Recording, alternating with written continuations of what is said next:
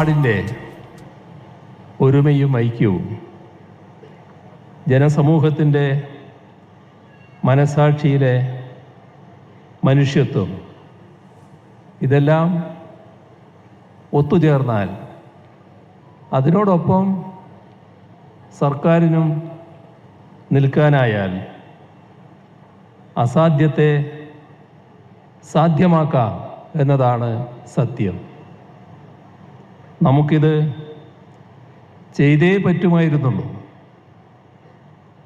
എങ്ങനെയെന്ന ചോദ്യം സ്വയം ചോദിക്കാൻ സമയമോ സാവകാശമോ ഉണ്ടായിരുന്നില്ല. ഇച്ഛാശക്തി ഉണ്ടാവുക എന്നതാണ് പ്രധാനം. അതുകൊണ്ട് തന്നെ നാം എല്ലാവരും കൂടി തീരുമാനിച്ചപ്പോൾ അതിന് വഴിയുമുണ്ടായി.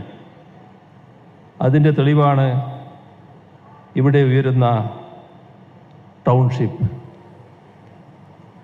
ഇത്തരമൊരു ആശയം വന്ന ഘട്ടത്തിൽ തന്നെ എല്ലാവരും അതുമായി സഹകരിക്കാൻ തയ്യാറായി. രാഷ്ട്രീയ പാർട്ടികൾ, വിവിധ സാമൂഹ്യ പ്രതിബദ്ധതയുള്ള കേന്ദ്രങ്ങൾ, സ്ഥാപനങ്ങൾ എല്ലാം അതുമായി സഹകരിക്കാൻ തയ്യാറായി. നമ്മുടെ നാടിൻ്റെ മറ്റൊരപൂർവതയാണ് അത് കാണിക്കുന്നത്. ഈ കാര്യത്തിൽ അസാധാരണമായ പല ഇടപെടലുകളാണ്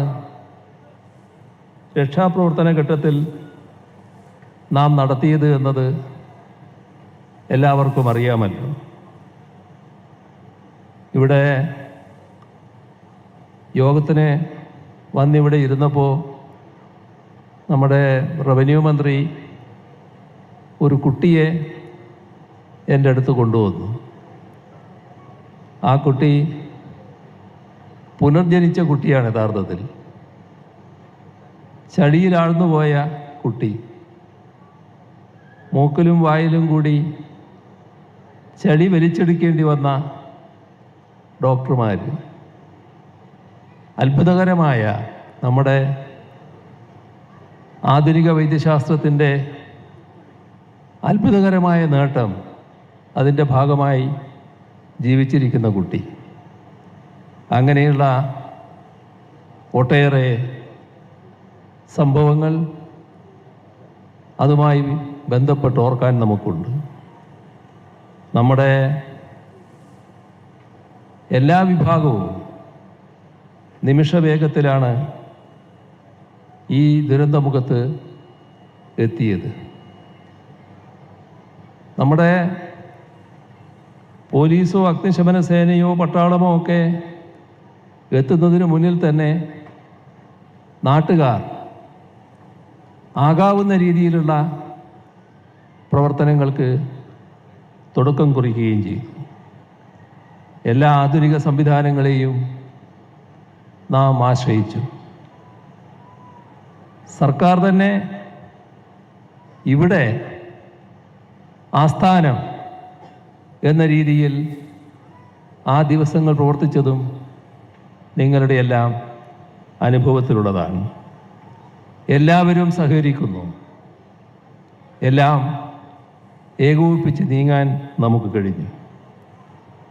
അതേ തരത്തിലുള്ള അസാധാരണ ഇടപെടലുകളാണ് പുനരധിവാസ കാര്യത്തിൽ നടത്തിവരുന്നത്. എല്ലാ ഇടങ്ങളിൽ നിന്നുമുള്ള സഹായങ്ങളെ ഏകോപിപ്പിച്ചു. സാമ്പത്തിക ബുദ്ധിമുട്ട് തടസ്സമാവാതിരിക്കണം എന്ന് നാം പ്രത്യേകം ശ്രദ്ധിച്ചു. അതിവേഗത്തിൽ കർമ്മ പദ്ധതികൾ ആവിഷ്കരിച്ചു.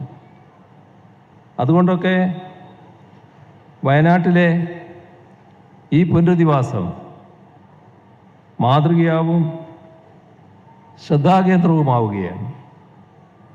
ദേശീയ തലത്തിലും അന്തർദേശീയ തലത്തിലുമുള്ള മാതൃക ചരിത്രത്തിൽ അടയാളപ്പെടുത്തപ്പെടാൻ പോവുകയാണ്.